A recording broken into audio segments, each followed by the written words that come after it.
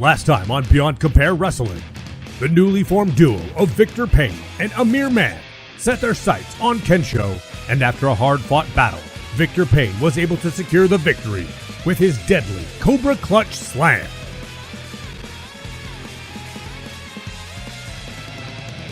After the match, Victor Payne challenged the only man who's been able to defeat him, Tafik, to an I Quit match.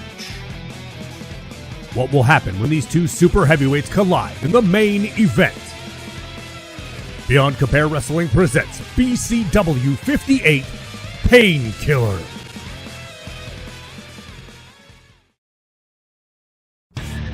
Thank you for joining us here tonight for BCW 58. We are coming to you live from the BCW Arena, and what a main event we have for you tonight.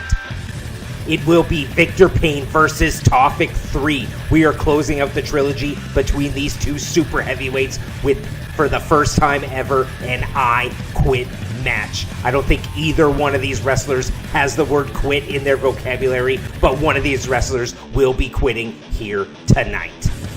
But before we get to our opening contest, Fancy Dan has sorted out the tag team division situation as it relates to the number one contenders.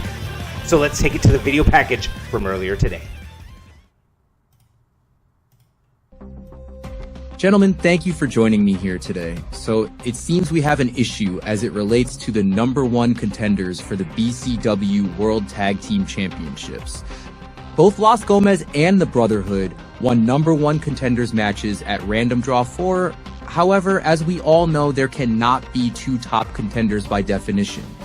I have weighed the options, and in the interest of fairness, I don't think a three-way tag team match for the BCW World Tag Team titles is appropriate for challengers or champions in this situation.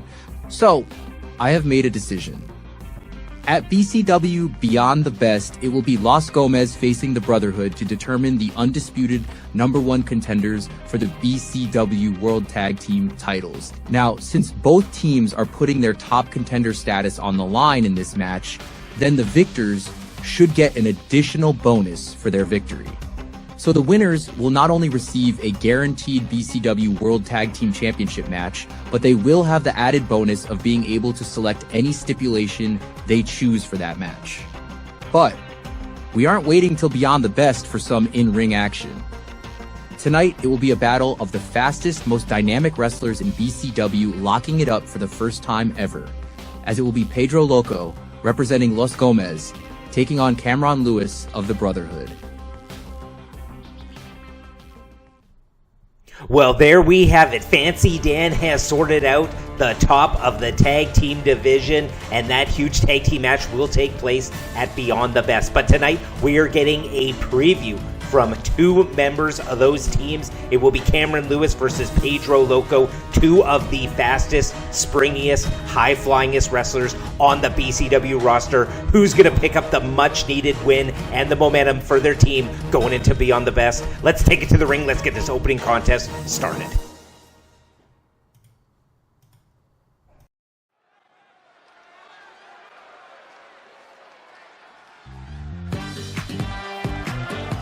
Making his way to the ring and representing Los Gomez, he is the Loco Luchador, Pedro Loco. And here he is representing Los Gomez, Pedro Loco, and the one superlative I would use to describe Pedro Loco is dynamic. He is able to spring and flip and fly. He has that beautiful 630 that he calls the locomotion. Can he pick up a much-needed win for Los Gomez going into Beyond the Best?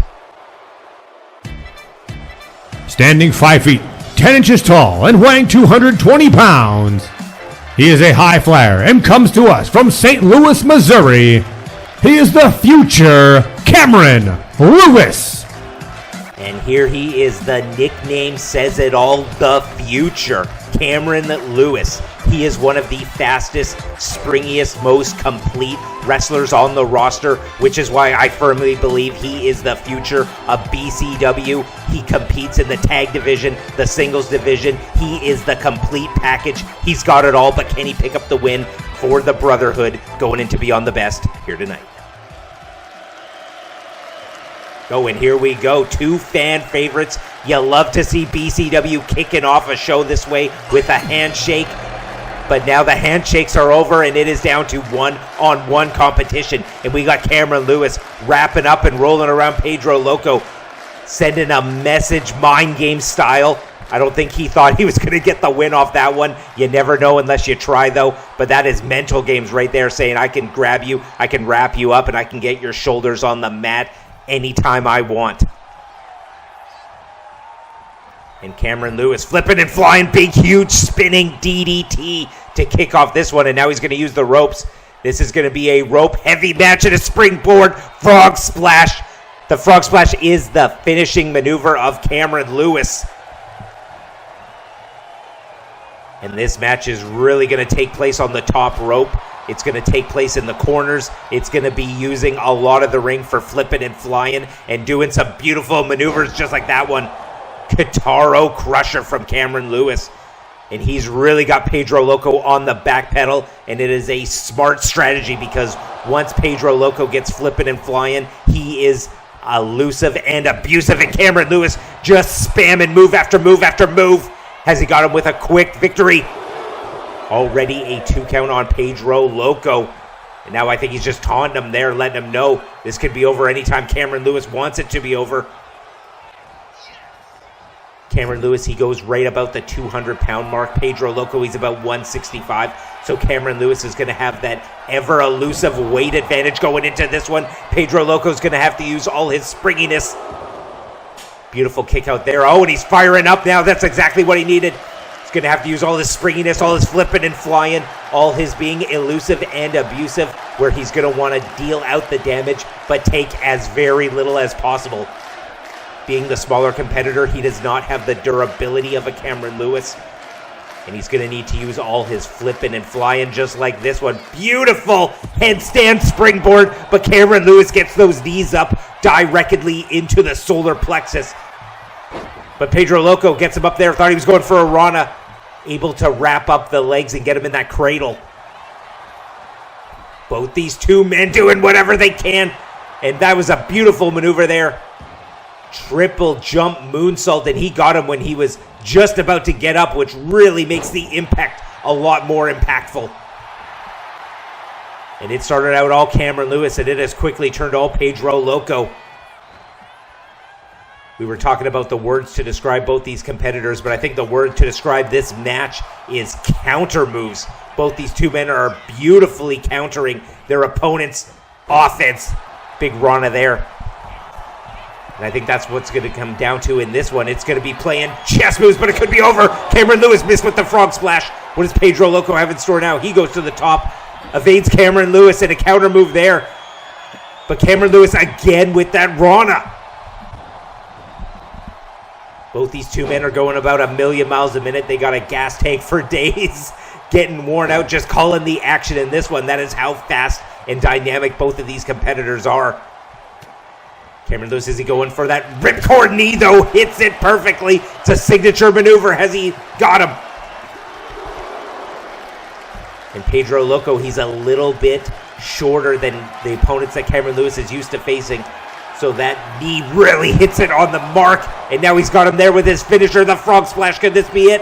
1, 2, got no! Pedro Loco able to kick out. Pedro Loco, he is so resilient. He has such good durability for his size, but you got to get on the offense at some point. You got to have sustained offense, and he shrugs him off there, kicks him right to the side of the head. Now is he going for locomotion? It's his beautiful 630, and he hits it right in the center of the ring. Beautiful 630. Has he capitalized? Has he won it? That's a lot of potential to kinetic, and Cameron Lewis just able to kick out. Wow, both these men flipping and flying, and I knew this was going to be something special when Fancy Dan announced that it would be 2 of the fastest, springiest, most high-flyingest wrestlers on the BCW roster going one-on-one in their opener, and what an opener this has been so far. Big, huge Molly go round, able to hook the legs, shoulder stack Cameron Lewis. Too much power in those legs, able to kick out. And as we see there from the graphic, the main event, this opener is absolutely phenomenal. I guarantee the main event will be phenomenal as well. First time ever in BCW, an I Quit match. And here we go, Mexican Destroyer. Rocking the spine of Cameron Lewis. Is it enough to seal the deal? Cameron Lewis able to kick out though. Pedro Loco, to his credit, taking all these shots, keeping his nose to the grindstone and really using everything. And he goes for the 630, lands directly on his back. Cameron Lewis goes for the big, huge standing shooting star. Pedro Loco able to get those knees up. This is so many counter maneuvers.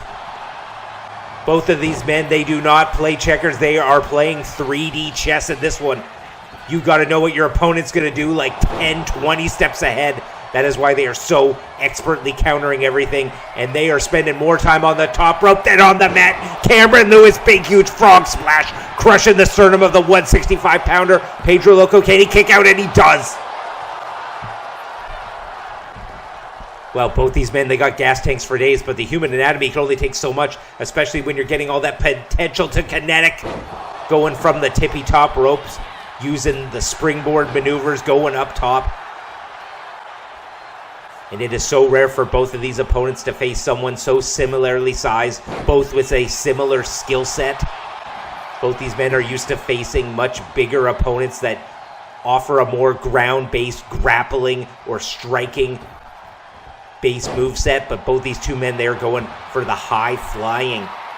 And it is so rare to see two high flyers in BCW go up against one another, which is why this match is so special. And it's really a feeling out process between both of these two as they go into their tag team #1 contenders match at BCW Beyond the Best. And a big, huge flipping DDT there from Pedro Loco. Both these men getting an eye into each other's skill sets. Of course, Cameron Lewis will firmly be in that match. Not 100% on if Pedro Loco will be in that match. Because Los Gomez, they have that free bird rule. Will they use Pedro Loco? I think it's going to depend on how well he fares against Cameron Lewis here tonight. He's been faring pretty good so far, except for that last attack. Cameron Lewis going to the top. Pedro Loco in a standing position. What's he got here? Goes for that double sledge to crown him.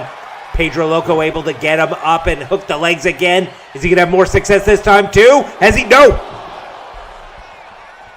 You got to go for those surprise pins. You never know when a flash pin, when you have your opponent's legs hooked just the right way, can yield a victory.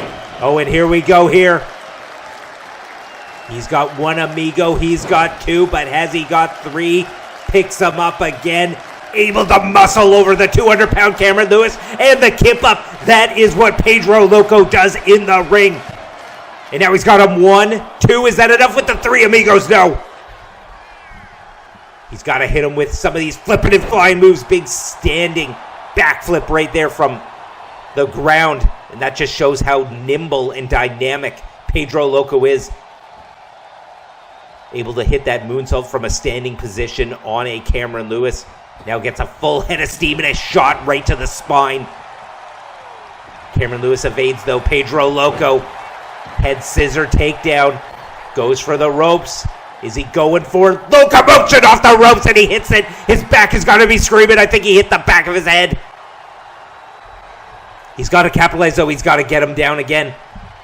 Takes him into the ropes, looking to go for another big maneuver, perhaps another Mexican Destroyer. Cameron Lewis with a big, huge knee strike, cleaning the clock of Pedro Loco. You can only take so many of those shots right on the jaw, but Pedro Loco able to kick out.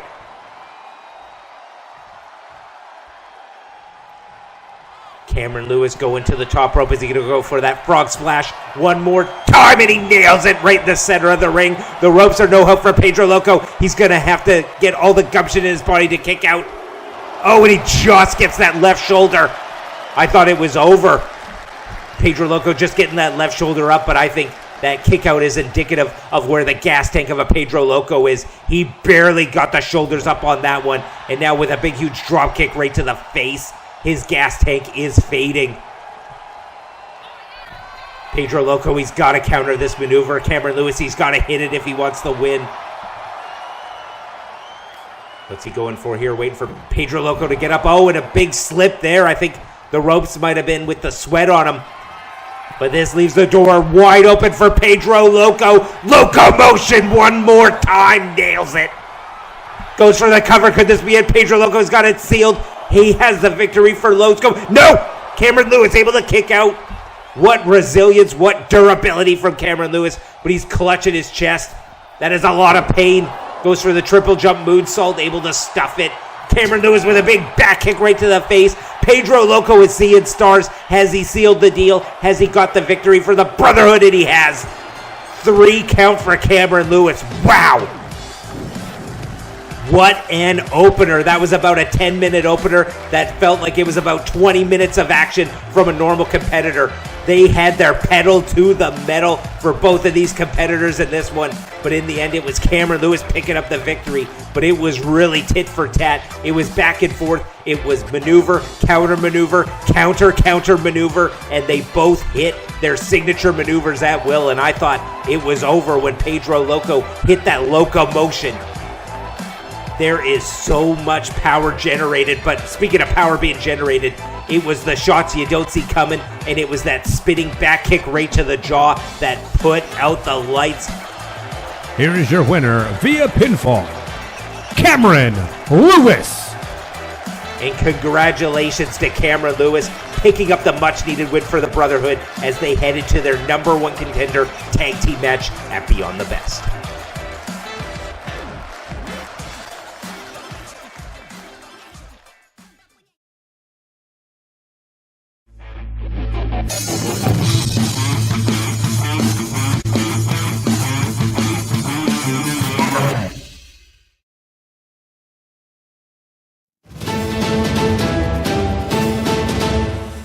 Hello, BCW fans.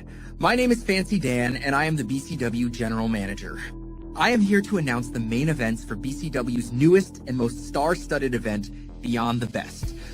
True to its name, BCW Beyond the Best will feature some of the most high-profile matches BCW has ever made, with both main events of this 2-night event being unprecedented.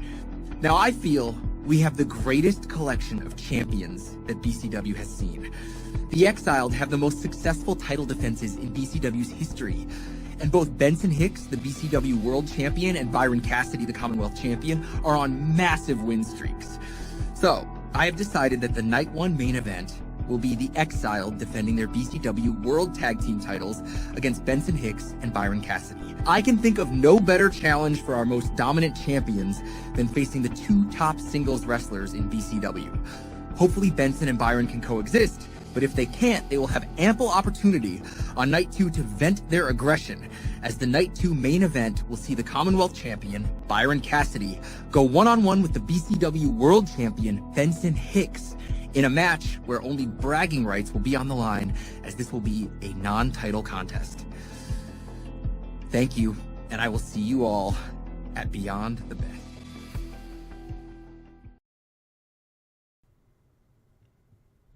Well, there we have it. 2 blockbuster main events for both nights of BCW Beyond the Best. Cannot wait for those 2 matches. But we have our second match of the night. Jordan Jones versus Sweetcox.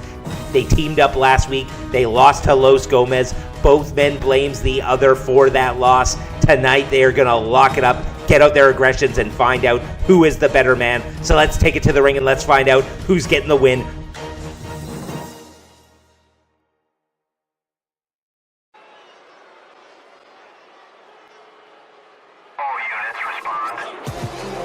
Making his way to the ring, standing 6 feet, 2 inches tall, and weighing in at 210 pounds, old school, Jordan Jones.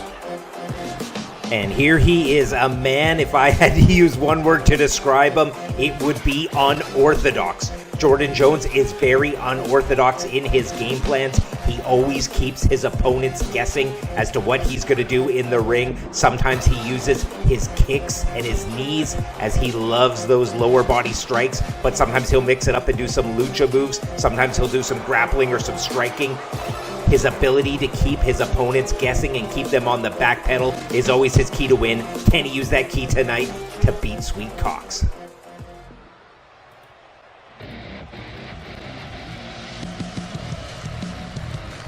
standing 6 feet tall and weighing 285 pounds, from San Francisco, California, he is Sweet Cox. And here he is, a man that is as thick as he is wide. Sweet Cox. He is such a powerhouse wrestler. We always say he has those go muscles, not those show muscles. He is so strong, so powerful, likes to get his hands on his opponents, pick them up, manhandle them, throw him to the mat, and he is super, super durable. He has that BDSM gear on because he loves the pain. Can he use that to his advantage in this second contest of the evening? It is two wrestlers who have very unorthodox styles, both in and outside of the ring. And Jordan Jones here gets those arms all wrapped up and picks him up for a big, huge neck breaker spinning style. A little flourish on that one. Kicks him right to the face, goes for the cover. 1, 2. Oh, and a kick out there. Already a 2 count. Sweet Cox might be a little bit mangled up from last week's tag team match, and these two, they did tag with each other. They're not their normal tag team partner. Of course, Jordan Jones representing NSFW and Sweet Cox representing Hard Limit, but they did tag with each other last week. And when you tag with someone, you know all their strengths and weaknesses. And I think that's what Jordan Jones knows. Maybe something happened in the match last week that really affected Sweet Cox's neck. When you're right there on the apron and you're seeing how your partner is moving around the ring, seeing what they're favoring, what they're not favoring, it gives you an insight into what is going good with their body and what is not going good. So I think Jordan Jones, he might know something about Sweet Cox's neck. We're going to have to see how that plays out. Of course, Jordan Jones, he has that axe kick, which targets the neck, so that could be to his advantage in this one if there is a problem with Sweet Cox's neck. But Sweet Cox going up to the top here, wants Jordan Jones to get up. What's he going for here when you got a 280-pounder on the top rope and he's crowding Jordan Jones? That is going to do a lot of damage. Sweet Cox is dangerous enough when he's on the mat, but when he goes to that tip-top rope, there is a lot of power to be unleashed. But right now he's grounding Jordan Jones. Jordan Jones able to get out of that one. Does not want that big elbow onto the sternum, but picks him up, slams him down. And Sweet Cox, he's grabbing his neck, able to get right back up though. The pain coursing through your neck, but you got to get back up unless you want to take more damage. Sweet Cox there takes Jordan Jones up into the lights with that flapjack. Now he's going up top. Jordan Jones seeing stars, a little woozy. It's the shots you don't see coming, and he crowns him right to the back of the head. We don't know if Sweet Cox has something going on with his neck, but Jordan Jones definitely has something going on with his, and he just put out his lights. Could that be a flash knockout from Sweet Cox? Spinning back fist all night long. Jordan Jones just able to kick out. Wow! And after that brutal spinning back fist, Sweet Cox, he is setting him up for his finisher here. Locks him up. He calls this one the power bottom. Slams him down. Could this be a quick victory for Sweet Cox? 1, 2. No, Jordan Jones kicks out. Jordan Jones still a little mustard left on the hot dog, but Sweet Cox just picks him up from a deadlift position and just parades him around the ring. Like I said, those are go muscles, not show muscles. He's not working on how ripped and vascular he is. He's working on how much he can pick up his opponent and throw him around the ring, and he shows it right there. Knocks him into the turnbuckle, throws him directly into the center of the ring, and now he's going to go for something. Picks him up, deadlift, powerbomb, and drops him down. Wow, what a display of power Sweet Cox is showing in this one. And a big spin there. Getting a little extra oomph, a little centrifugal force on that big right hand. And now he's really zoning in on the neck. This match is going to be all about the neck. That is the story that is developing in this one.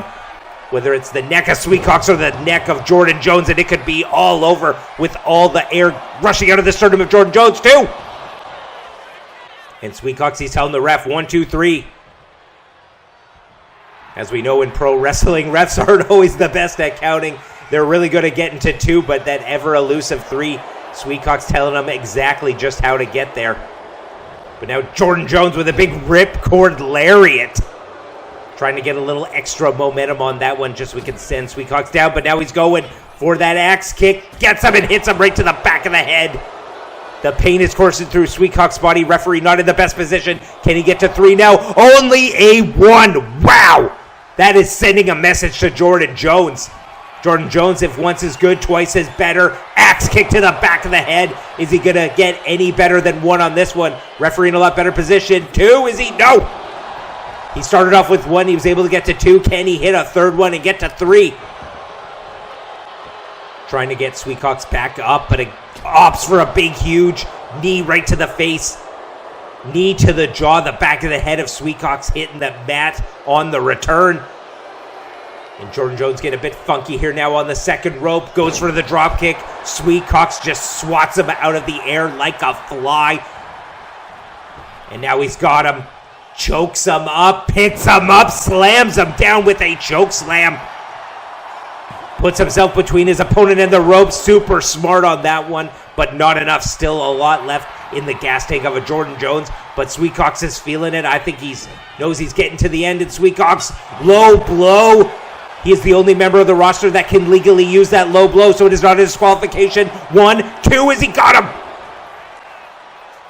Jordan Jones, hopefully he was wearing a cup on that one because Sweetcox is allowed to use those low blow maneuvers. It's in his contract, but I don't think he's going to need it after this one. He's got him picked up, slams him down for the power bottom. 1, 2, sing it all night long. The power bottom is a beautiful maneuver that Sweetcox has been using the last few weeks. It has sealed the deal and has picked him up the victory here tonight. It is the second time he hit it in this match, and I think it was just too much for Jordan Jones, having his back, his neck, all getting just slammed right to the mat. Stacks up those legs, and there is nothing left. Sweetcox gets the victory here tonight. And Sweetcox is celebrating like he won the world title, and the crowd is firmly getting behind him. Have we seen a redemption arc from this former heel turned babyface? We're going to have to find out, but congratulations to Sweetcox on picking up the win.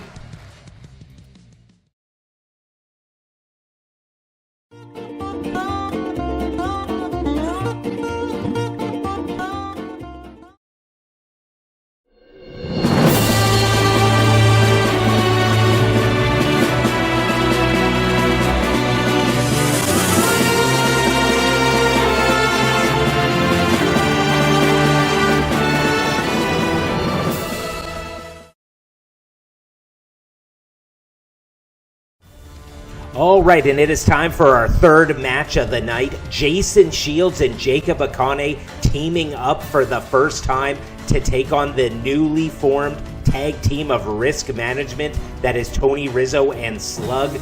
Both of these teams are going into this match with no tag team experience with their partners.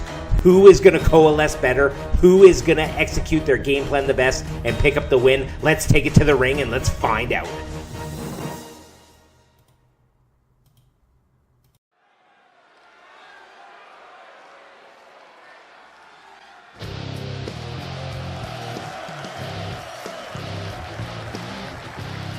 Making their way to the ring, the team of Jason Shields and Jacob Akane. And here they are, two wrestlers that both have a common friend in Adam Ace, and they are looking to gain some respect for each other in this one.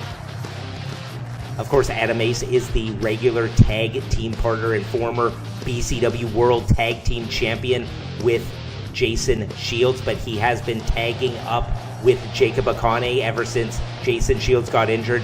Now Jason Shields is back, and these two need to respect each other or tear each other apart. We're going to find out which one it is tonight. Making their way to the ring at a combined weight of 650 pounds, the team of Mr. Tony Rizzo and Slug. They are Risk Management.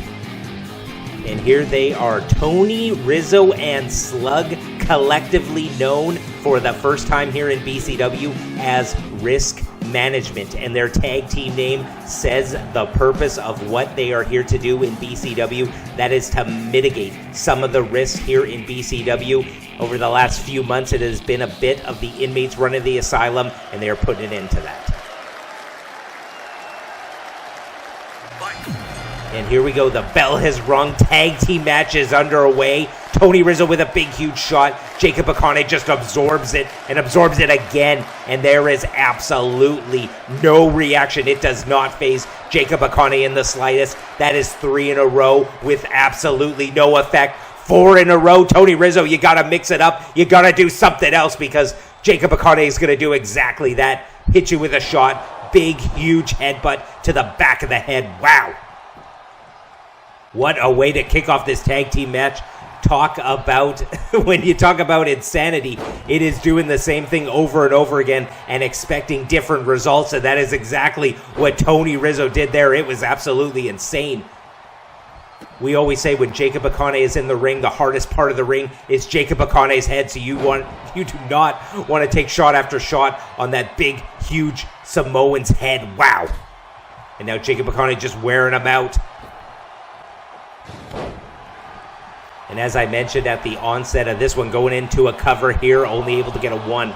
As I mentioned for the onset of this one, both of these two teams, it is their first time tagging up, so there is no previous tag experience with the tag team partner they have here tonight. And both of these men are coming out here with very different agendas. Jason Shields and Jacob Akane, they are looking to gain some respect, and they got some beautiful tag team synergy right there, but they are looking to get some respect from each other. As we've seen from previous backstage segments, they do not respect the fact that they are both tag team partners of Adam Ace. They think that they should be tagging with Adam Ace exclusively. Both of these men have had success with Adam Ace, but it's really coming in here seeing if they can try and get some respect for each other. It was suggested by Adam Ace that these two team up. It was, of course, Adam Ace gaining Jacob Akane's respect after tagging with him. So I think Adam Ace thought that if Jason Shields tagged with him, he would earn Jacob Akane's respect as well. Whereas Risk Management, they are coming in because Fancy Dan has formed their tag team. It was at random draw 4 that Jacob Akane imploded the ring when he went up against Slug. So a little bit of bad blood between Slug and Jacob Akane in this one. They have yet to face each other in this tag team match. And now we have the big, huge Tony Rizzo with a big, huge power slam to Jason Shields. Could this be enough? 1, 2. Oh, Jacob Akane a little bit late getting in on that one, but it was a moot point because Jason Shields was able to kick out. And that is exactly where I think Jacob Akane and Jason Shields are going to earn the respect of one another. It was Jacob Akane thinking that Jason Shields was not going to be able to kick out, but he was. And I think that's going to do a lot to recalibrate the mind of Jacob Akane as it comes to Jason Shields. And now we got Slug in here with a big, huge headbutt. And when it comes to tag teams, we have seen the success of Adam Ace and Jacob Akane. So I think Jason Shields, he basically has all the same skill sets, same size, same weight, same moves as an Adam Ace, so it could be a huge, huge tag team here for Jacob Akane and Jason Shields, whereas you love the sort of mirror match tag teams here in BCW as well. And with Risk Management, you got Slug and Tony Rizzo, both 300-plus pounders, both going in there with that go muscle. So experienced is a Tony Rizzo because he is the trainer at the BCW dojo. He is that grizzled veteran. Slug, not as many years of a veteran as a Tony Rizzo, but so powerful. As we can see here from these big, huge right elbows. And these two really want to get their hands on one another. Most notably, Slug, I'm sure, really wants to get his hands on Jacob Akane. It was at random draw 4 that Jacob Akane took Slug to the tippy top rope and he put him through the ring, absolutely annihilating the ring. We had to go backstage. We had to get the ring crew to fix the ring. They were able to do so, but to show the disrespect to your opponent by putting him through the ring, I think some of that was because it wasn't reinforced, and Jacob Akane goes about 350, and he is almost impervious to pain, so I don't think it did a lot to Jacob Akane going through the ring, but it did a lot with that shock treatment right to the spine of a Slug. 1, 2, could this be it? Oh! Slug was motionless until he was able to get that arm out on the rope, calling for the rope break. That is how devastating Jacob Akane is with those maneuvers. That shock treatment did a lot of damage. It did a lot of damage a few months ago to Ultimo Nightmare, and now a double super kick right to the face. But the super kick propels Slug to get the tag to Tony Rizzo. Beautiful recovery ability from a Slug there.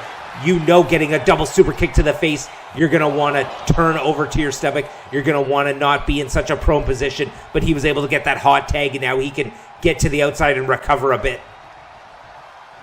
Jason Shields, he sends Tony Rizzo to the outside, and Slug, right as he finds a respite on the apron, he gets that big, huge elbow to the face from Jason Shields. Tag there. Now we got the big Samoan in, Jacob Akane. The two bigger men of their respective teams are in the ring. Just obliterates them. Could this be it? 1, 2. Tony Rizzo kicks out. But when you got Jacob Akane in the ring, you're going to have to find something to do to him to try to put on the brakes. But he hits him right there with a big, huge Samoan splash. It's a signature maneuver. 1, 2. Slug able to get in there and break it up. I think that might have been a 3 count if Slug hadn't have got in there. When you have a 350-pound Samoan just crashing all of his weight on your sternum, that does max damage. Tony Rizzo able to roll over to his back at the double. Oh, Tony Rizzo right there with a big, huge 12-6 running elbow. And now he gets in Slug. And Slug is getting fired up as he turns his attention to Jason Shields.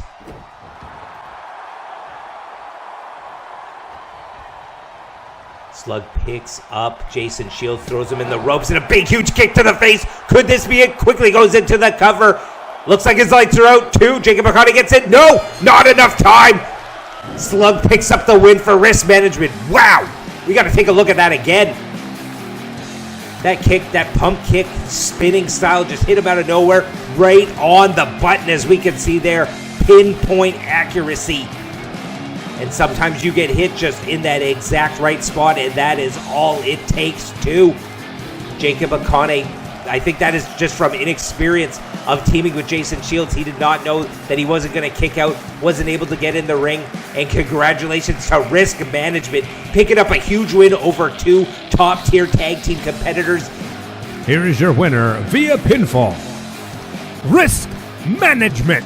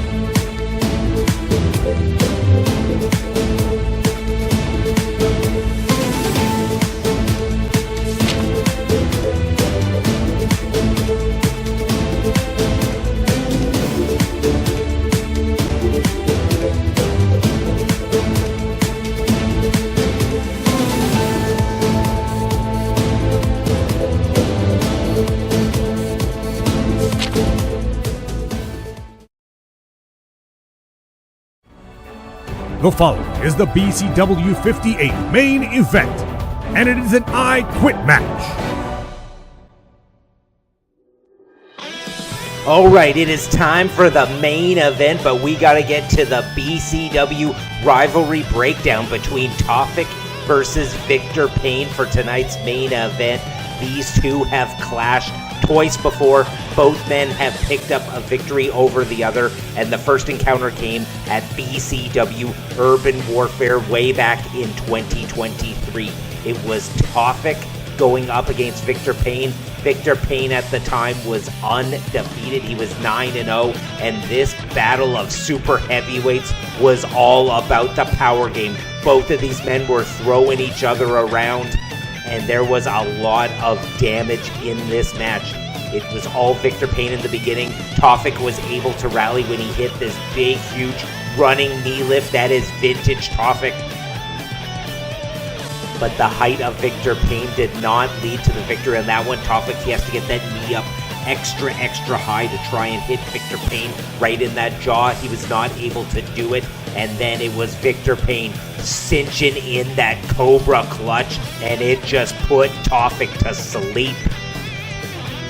And Tafik is a 6'5", 300-pound man that was just absolutely obliterated by the unstoppable power of Victor Payne.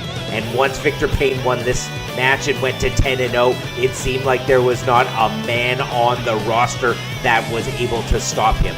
And then for Tafik versus Victor Payne 2, we flash forward to BCW 47. It was Slamtacular. That is BCW's WrestleMania. That's BCW's All In. That is BCW's Bound for Glory. And it was the finals of the BCW Commonwealth title tournament. Tafik had advanced to the finals. Victor Payne had advanced to the finals. At this point, Victor Payne was still undefeated. And it was Tafik really using his power, trying everything he could, powerbomb after powerbomb. But Victor Payne, he's got a brutal powerbomb game himself. And then it was Tafik really trying to rally in the closing stages of the match, picking up the near 400-pounder, dropping him down, picking him up again for the snake eyes, and the big, huge boot to the face. Tafik went for the cover, but he was not able to get it on that one. And then when I thought there was a glimpse of hope for Tafik, he was able to hoist Victor Payne up for the Burning Hammer. That is Tafik's finisher. He was not able to hit the Burning Hammer at the Urban Warfare event in their first meeting, but it was really the closing moments where Tafik really strung together some brutal shots. From a kneeling position, Tafik hit that big and devastating super kick. Then he was able to pick up Victor Payne, take him to the top rope. No one has been able to do this to Victor Payne. Tafik got him up on his shoulders and unleashed an earth-shattering air raid crash onto Victor Payne. Hooked the leg, and that was it. It was able to seal the deal for Tafik, evening up the rivalry to 1-1. Tafik was able to defeat the man that was seemingly undefeated. He was the Payne-Killer on that night, which brings us now to Tafik versus Victor Payne 3. The only match able to contain these two, I believe, is an I Quit match for this third and final encounter. Who is coming out with the win? Who is going to force their opponent to verbally submit? I don't think it's in either one of their vocabularies, but tonight one man will verbally submit to the other. Who is going to close out this rivalry with a definitive win? Let's take it to the ring and get the main event started.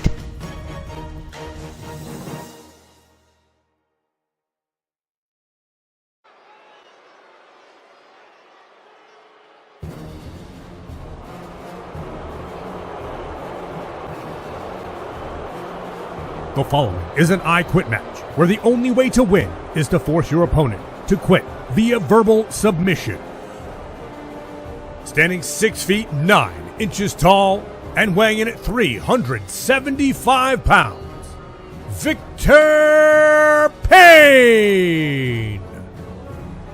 And here he is. His record says it all. 15-1-0 in BCW. His only loss is to Tafik, who he will be facing here tonight. And I think the question that comes down to Victor Payne's mind is Tafik better than him, or was he just better on that night? Whoever can clinch the third match in this series proves they are the better man, and I think Victor Payne is coming in here extremely motivated to prove that he is the more dominant force in BCW than Tafik. Can he prove it here tonight? We're going to find out.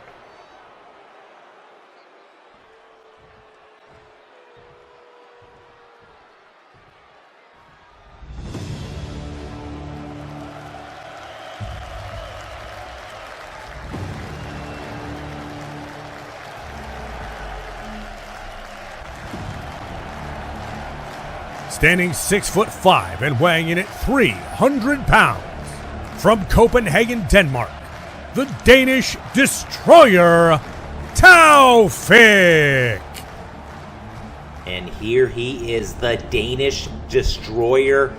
He is the Payne-Killer. He is the man that was able to do the unthinkable. For years and years and years here in BCW, everyone thought that Victor Payne was unbeatable. Tafik proved just the opposite. He proved that Victor Payne is a man. He can be beaten, but will he be beaten here tonight?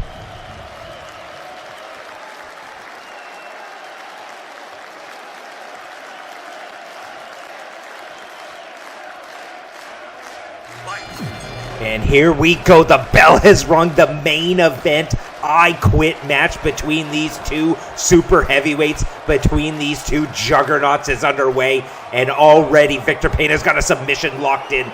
There's no way Tafik is going to give up this early in the match. I don't even know if he's going to give up at all. And Victor Payne using his enormous size, using that big, huge quad and boot to absolutely try and crush Tafik.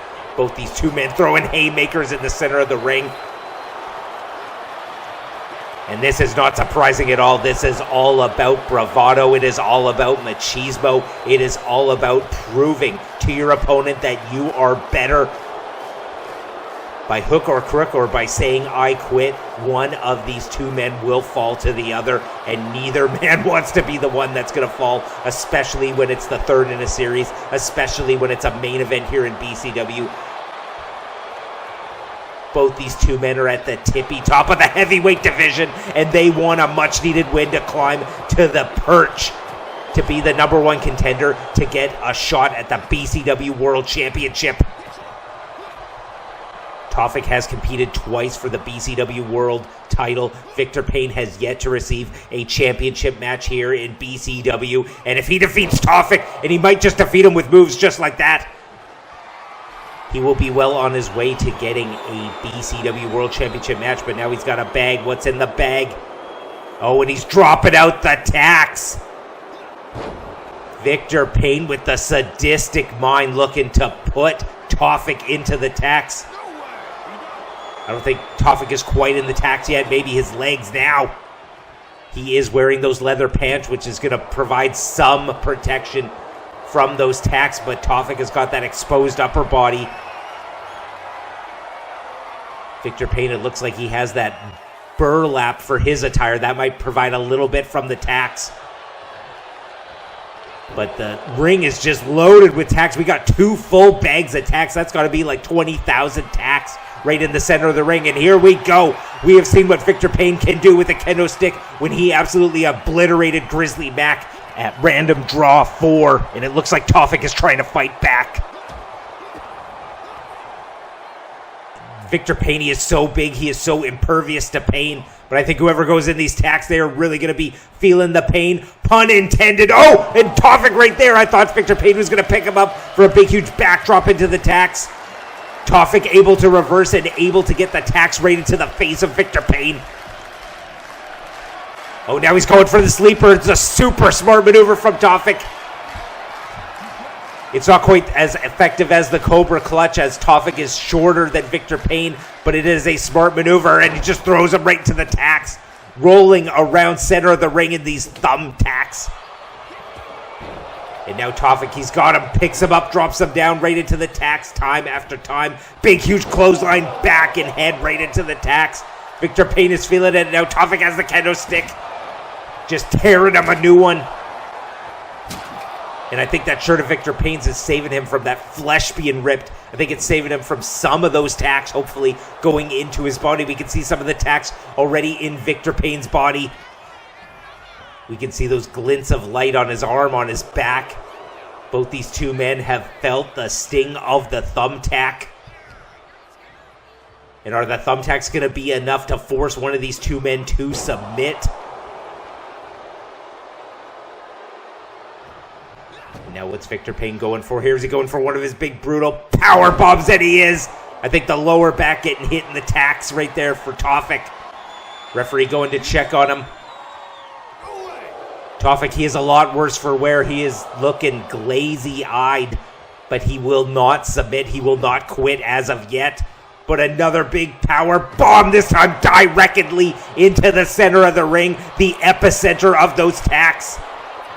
And now what's he going for here? He's going for the Cobra Clutch, but he's just getting his whole stomach and chest into those tacks.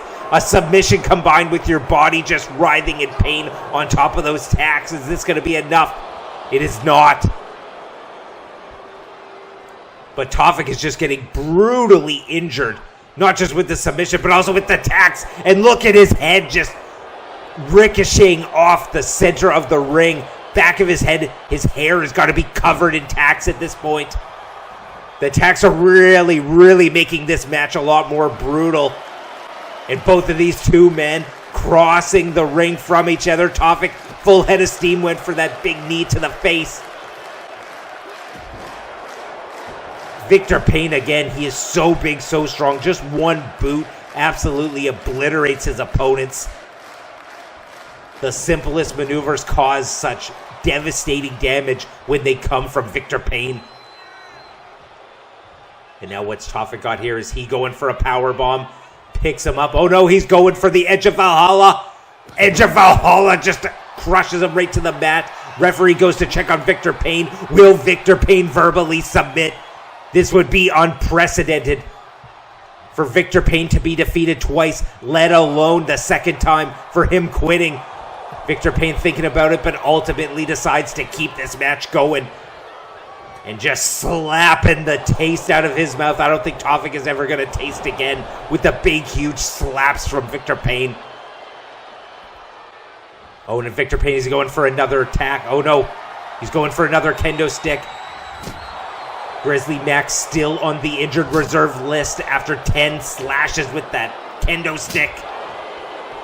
And the weapons in this match have just been absolutely brutal, but now Victor Payne turns his attention to Tafik with his body, and he is looking to put him away with the Cobra Clutch. If he can lock it in, Tafik is dead to rights. He's got it in. Is Tafik gonna verbally submit? Has Victor Payne just won this I Quit match? Tafik just writhing in pain, trying to get for air, and he verbally submits.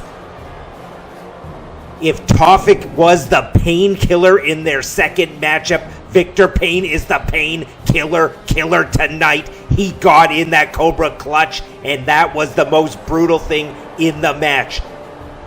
Throw away those thumbtacks, throw away the kendo stick. It was the Cobra Clutch that did the most damage to Tafik. And you can see the tacks in Victor Payne. He is not coming out of this one unscathed, but he is coming out of this one the victor. He is coming out of this match absolutely the Payne-Killer. Wow.